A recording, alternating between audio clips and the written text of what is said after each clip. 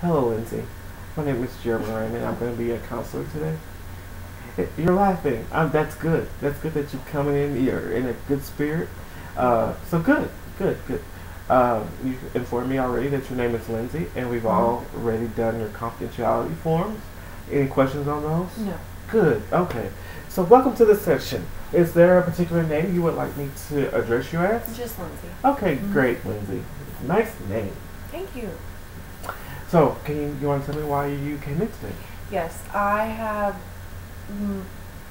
I'm only attracted to morbidly obese senior citizen men. Okay.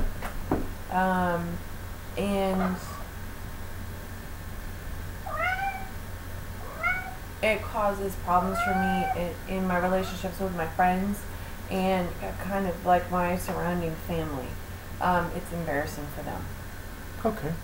What I hear you saying is that your relationships that you choose to engage in with morbidly obese and elderly people, men, is causing you problems with your other interpersonal relationships in your life, such as your family and your friends. Can you give me more insight or feedback on how this is affecting your other relationships? There, we have a huge, all of my relationships, which I go from relationship to relationship to relationship. They're all significantly older than I am, and they're all morbidly obese. So just kind of the stigma that Americans have about obesity, Right. that's a problem, and they also, all of my partners have very poor hygiene. So that makes things even worse. Okay. Can you tell me about how this attraction to morbidly obese elderly people began? It started with my grandfather. I had a real chaotic childhood, so it was thought best that I go live with my grandfather. Right. My grandfather, his wife had died recently, and so it kind of took me in, and he was stable, so he was going to raise me. He was significantly older, than my grandfather. Right. He was morbidly obese, and it started off, he would have me sleep in the bed with him, and he would take me out to dinner, and I would cook, and he got me little aprons, and he would give me gifts, and he, would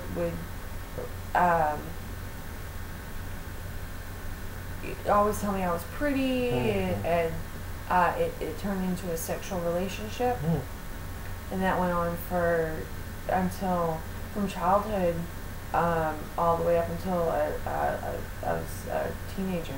Okay. Okay. So I do want to inform you that children cannot consent to a sexual relationship. So we're going to call that what it is. I mean, you were sexually assaulted by your grandfather.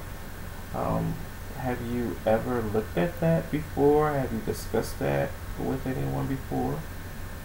I guess when I was probably 11, maybe, he started telling me that I was too pretty, and he started making me feel guilty.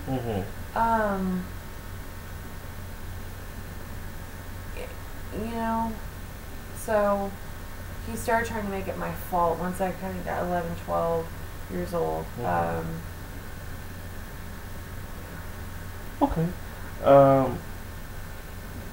So I'm wondering, and correct me if I'm wrong, if your choice in partners, it's a way of maybe punishing yourself, or stems from a thought of blaming yourself for what happened to you as a child. How do you feel about that? I think, well, they're the only, that group is the only group I can get aroused by. So it was kind of like a process of elimination. They're like same age partners I can't get aroused by. So not size wise, it's still it's God. The only The only people I'm aroused by are morbidly obese old men. Okay.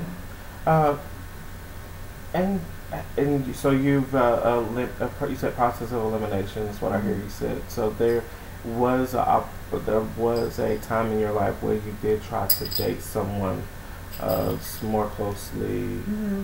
age appropriate, In high school. In high school. and you were not aroused by them. I was not. So I had to keep my relationships secret from my grandfather. But I tried. I tried to have boyfriends. I tried girlfriends. Mm-hmm. You know, was just trying to find something that was normal. Mm-hmm. Because I understood, you know, once I got older that this was, like I shouldn't be still 17 years old in my grandfather's bed. Mm-hmm. You know, that's Mm-hmm. weird. Mm-hmm. So yeah. Okay. So I want to say that it takes a lot of courage to discuss a topic of this sort, and you feeling normal, uh, which is a subjective term, but you feeling emotionally stable and healthy is it's part of you communicating what you're going through and seeking appropriate feedback, and that's what you're doing today. So you should feel proud about what you're doing today. Okay. Um, so are you romantically involved uh, at this current time? I am. Okay. And is this with a morbidly obese It is. elderly person? It is Okay. And is his hygiene poor? horrible. Horrible. What would make his hygiene poor? Why do you describe it as poor? It's the biological fluids. You know, it's the body odor. Mm-hmm. He has a lot of infections in between his skin. Mm. So those would be the biggest problems. And how does your family have a problem with this relationship? Well, you know, he's about 50 years older Mhm. than I am. Mm. And he's huge. Mhm. And when I look at our relationship, when it's just he and I, it's happy. Mm. You know I feel happy. But if I take myself out and I just look at him, he is disgusting. Mhm. You know. So you're happy in the relationship as long as you're in the house. Yeah. But when the relationship ventures outside of the home, that's when you become insecure Mhm. about what he has going on. Yeah. Okay, where do you see this relationship going in the future? I think he once they stop being able to care for themselves,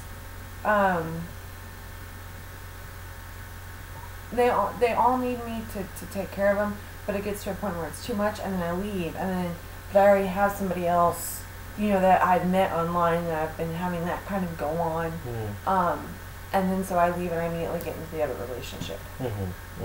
Yeah. Okay, well, what I want to discuss today, and maybe it gives you some assignments to look at for next week when we meet again, is looking at what you get intrinsically from these relationships. You say, what I heard you say is that you find some joy or some comfort in acting as caretaker until it becomes overwhelming. So I want you to look at how else in your life you are fulfilling that need to be a service and a caretaker. Okay. Is there other areas in your life where you are taking care of someone or something? It's really they're kind of like these they're really my full-time thing. So we there's no animals, there's no Well, we're in your home now, and I noticed that there are cats. So, so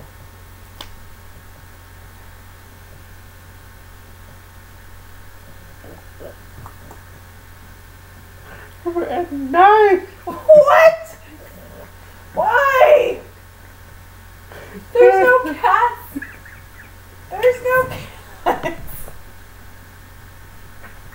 Don't say I'm lying. There's no cats. Alright, you're not laying on underwear and socks. Like, it's just not happening. Okay, we got it. We got it. I think I can edit that out.